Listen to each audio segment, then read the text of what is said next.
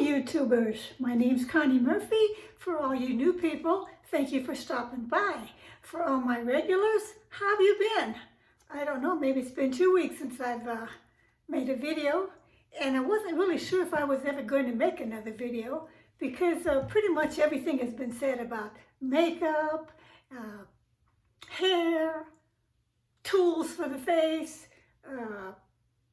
cosmetic lines or cleansing lines, but I was listening to Cindy in Palm Springs about a topic that caught my ear, and it was on gray marriages. And I thought, well, I think I have some extra thoughts that I could add to that. So if you'll bear with me. Now, mind you, this is merely my opinion, okay? So I've got some notes here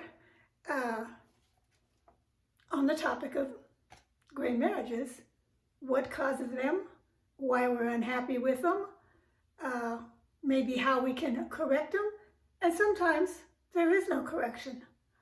So, first of all, I think the biggest problem is that most people think that physical sex is the only form of love or affection.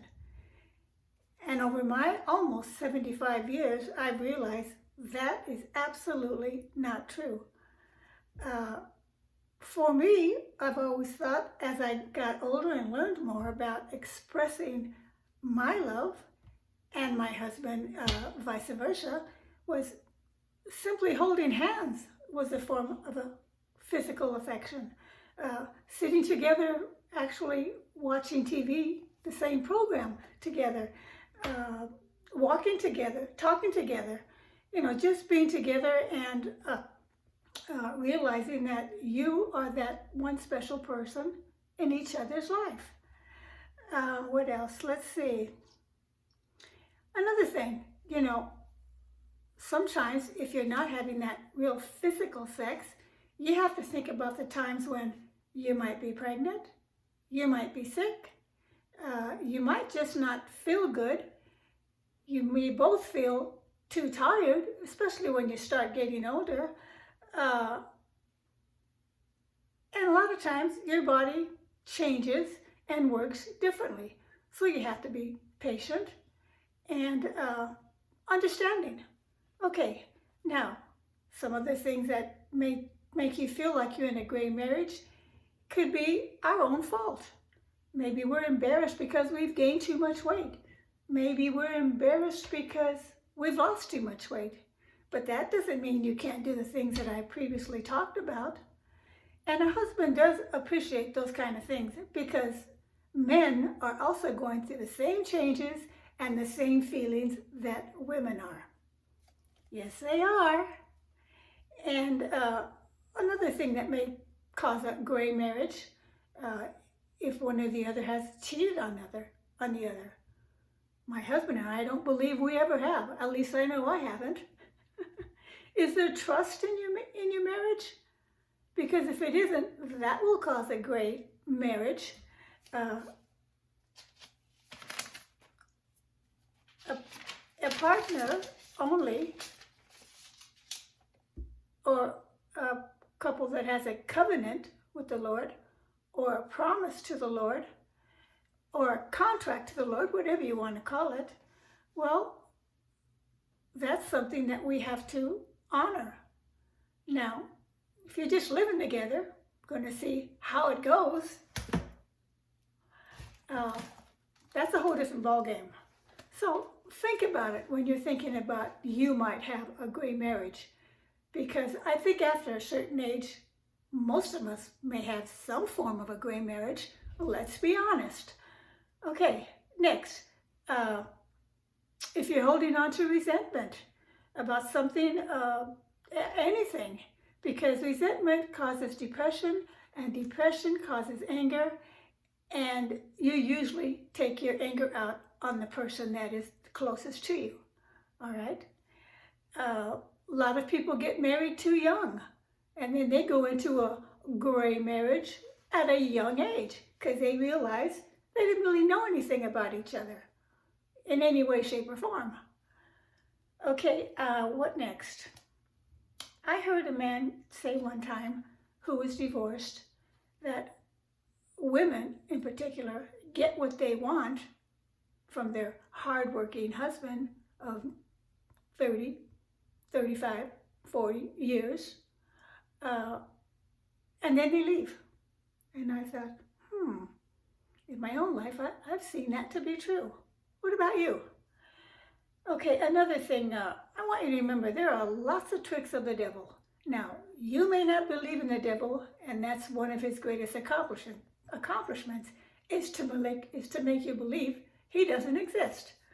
Okay, another thing I find that is very romantic is when your hubby or you will pray together, or maybe you'll just hug each other throughout the day. Maybe my hubby, gives me a blessing over my head every night. I find that very romantic. So if you listen to most older people who are divorced singles, for whatever reasons, we all have to make our own decision, they're lonely. They'll say that they like being alone, but being alone and being lonely are two different things. And in my Bible, it says it's not good for people to be alone. All right, so don't be deceived out there, okay? You may have a greater thing going on in your marriage than you think. And remember, you still have to mow the lawn on the other side of the fence, okay? Now, think about how hard your husband worked for all those years and provided for you and paid for what you wanted, or at least what you needed. And now he's getting older, and he's getting tired, and he's thinking about the physical changes he's going through. We just need to have more compassion with each other, because in the end, you'll be glad and you'll be blessed for your faithfulness, your patience, and your endurance in your marriage. Now, let me say this. If you are in a marriage where there is physical abuse, well, the Bible has a solution for that too, because God provides all our needs. You've heard of the scriptures where it says Moses gave a decree for divorce only because the people wanted it, basically. But in the New Testament, the apostle will tell you, if you must leave, then you must remain single. Now, this is if you're a married person, okay? So that's what I'm adding to this gray marriage topic, and I'm sticking to it. Okay, well, it was nice seeing you again. I hope to see you in the not too distant future, and I probably won't make a video unless there's another important topic to talk about. Everything else is just vanity, right? Connie Murphy, have a wonderful New Year. Bye.